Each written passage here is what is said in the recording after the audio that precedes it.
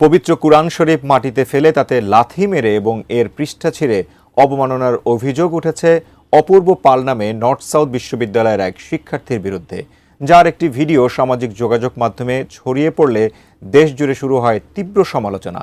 তার শাস্তির দাবিতে ক্ষোভে ফেটে পড়েন ক্যাম্পাসের শিক্ষার্থীসহ সাধারণ মানুষ। এক পর্যায়ে বিক্ষোভের মুখে গণপিটুনি দিয়ে তাকে পুলিশ হেফাজতে দেয় ছাত্র জনতা। তবে প্রশ্ন তৈরি হয়েছে, রাষ্ট্র কি দৃষ্টান্তমূলক শাস্তি দিয়ে এই অবমাননাকারীকে আইনের আওতায় আনবে, নাকি পাগল সাজানোর আড়ালে নতুন ধামাচাপার নাটক চলবে? বিস্তারিত জানাচ্ছেন এসআই রাজ। রাজধানীর নর্থ সাউথ বিশ্ববিদ্যালয়ে ক্লাসরুমের বাইরে বসে পবিত্র কোরআন শরীফ ছিঁড়ে ও পায়ের নিচে দিয়ে অবমাননার অভিযোগ উঠেছে এক শিক্ষার্থীর বিরুদ্ধে। তার নাম অপূর্ব পাল। জানা যায় তিনি ওই বিশ্ববিদ্যালয়ের সাংবাদিকতা বিভাগের শিক্ষার্থী। প্রত্যক্ষদর্শী সূত্রে জানা যায়, শনিবার বিকেলে বিশ্ববিদ্যালয়ের ভেতরে ওই শিক্ষার্থী মুসলমানদের পবিত্র ধর্মীয় গ্রন্থ কোরআন শরীফ অবমাননা করেন। এতে শিক্ষার্থীরা প্রতিবাদ জানালে বিশ্ববিদ্যালয় প্রশাসন তাৎক্ষণিকভাবে পরিস্থিতি নিয়ন্ত্রণ করে।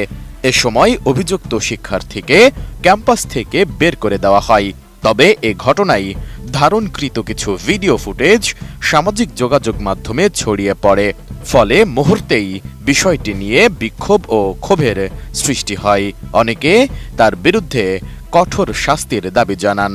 শুধু তাই নয়, অভিযুক্ত শিক্ষার্থী অপূর্ব নিজেও তার ফেসবুক আইডি থেকে কোরআন শরীফ অবমাননার ভিডিও আপলোড করেন বলে অভিযোগ রয়েছে।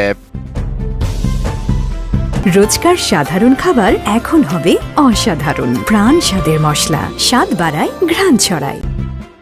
এ ঘটনার জেরে রাত বাড়ার সঙ্গে সঙ্গে উত্তেজনা আরও বাড়তে থাকে। একদল শিক্ষার্থী ও স্থানীয় জনতা অভিযুক্ত শিক্ষার্থীর বসুন্ধরার বাসার নিচে বিক্ষোভে অংশ নেন। তারা তার শাস্তি দাবি করে স্লোগান দিতে থাকেন। এক পর্যায়ে খবর পেয়ে পুলিশ গিয়ে অভিযুক্তকে আটক করে থানায় নিয়ে আসার চেষ্টা করলে ছাত্র জনতা তাকে গণপিটুনি দেন। পরে পুলিশ তাকে উদ্ধার করে ঢামেক হাসপাতালে নিয়ে যায়। সেখানে প্রাথমিক চিকিৎসা শেষে রোববার ভোরে তাকে আদালতে পাঠানো হয়। ধর্ম অবমাননার অভিযোগে অপূর্ব পালকে গ্রেপ্তার দেখানো হয়।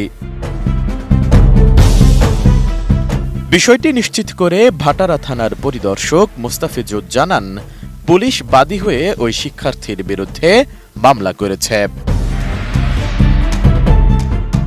এদিকে এ ঘটনায় জড়িতের দৃষ্টান্তমূলক বিচারের দাবি জানিয়ে ডাকসুর ভিপি সাদেক কাইম ফেসবুকের এক স্ট্যাটাসে লেখেন, নর্থ সাউথে পবিত্র কোরআন অবমাননার ঘটনা হৃদয়ে আঘাত করেছে। অবিলম্বে উক্ত ঘটনায় অভিযুক্তকে দৃষ্টান্তমূলক বিচারের আওতায় আনুন। একই সাথে সাম্প্রদায়িক সম্প্রীতি বিনষ্ট করে কোনো অপশক্তি ফায়দা নেওয়ার চক্রান্ত করছে কিনা তা খতিয়ে দেখুন। দেশবাসীর প্রতি আহ্বান, শান্ত থেকে বিচক্ষণতার সাথে পরিস্থিতি মোকাবেলা করুন। দেশকে অশান্ত করে কোনো অপশক্তিকে ফায়দা নিতে দেওয়া হবে না, ইনশাআল্লাহ। অন্যদিকে অভিযুক্ত অপূর্ব পালকে মানসিক ভারসাম্য আখ্যা দিয়ে নর্থ সাউথ বিশ্ববিদ্যালয়ের মিডিয়া কমিউনিকেশন অ্যান্ড জার্নালিজম বিভাগের প্রভাষক আসিফ বিন আলী জানান, অপূর্ব পাল একজন ধর্মান্তরিত মুসলমান।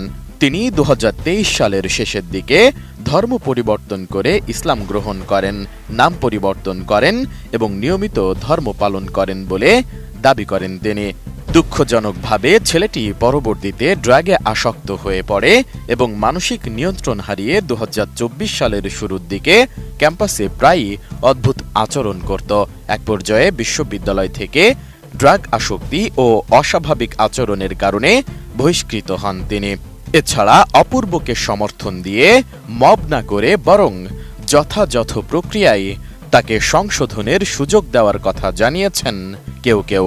এমন অবস্থায় দেশবাসীর অপেক্ষা এই জঘন্য ধর্মীয় অবমাননার ঘটনায় অভিযুক্তের দৃষ্টান্তমূলক বিচার কার্যকর করা হয় কিনা তা নিয়ে। এসআই রাজ, এটিএন নিউজ, ঢাকা।